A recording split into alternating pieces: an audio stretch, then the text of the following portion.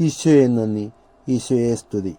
ഒരു ദിവസം കൂടി ഈശോയുടെ സന്നിധിയിലായിരിക്കുവാൻ തന്ന വലിയ കൃപയ്ക്കായിട്ട് നമുക്ക് ഓരോരുത്തർക്കും ദൈവത്തിന് നന്ദി പറയാം. നമ്മുടെ മക്കളെ സ്നേഹിക്കുകയും അവരിൽ നിന്ന് തിരികെയുള്ള സ്നേഹം ആഗ്രഹിക്കുന്നതും പോലെ നമ്മുടെ സ്വർഗീയ പിതാവും നമ്മെ സ്നേഹിക്കുകയും നമ്മിൽ നിന്ന് തിരികെ സ്നേഹം ആഗ്രഹിക്കുകയും ചെയ്യുന്നു. സദൃശവാക്യങ്ങൾ 3:6 പറയുന്നു, നിന്റെ എല്ലാ വഴികളിലും ദൈവത്തെ നനച്ചുകൊള്ളുക, അവൻ നിന്റെ പാതകളെ നേരെയാക്കും. നീ അലട്ടുന്ന പ്രശ്നങ്ങൾ ഏതുമായിക്കൊള്ളട്ടെ, ദൈവത്തിൽ വിശ്വസിക്കുക.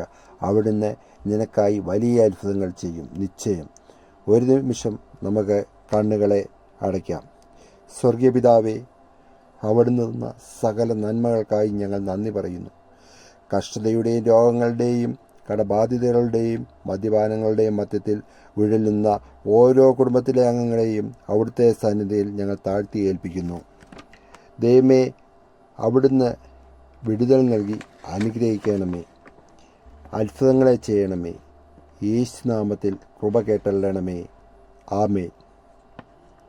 കഴിവതും ഈ പ്രാർത്ഥന മറ്റുള്ളവരിലേക്ക് ഷെയർ ചെയ്യണമേ. ദൈവം ധാരാളമായി നിങ്ങളെ ഓരോരുത്തരെയും അനുഗ്രഹിക്കട്ടെ.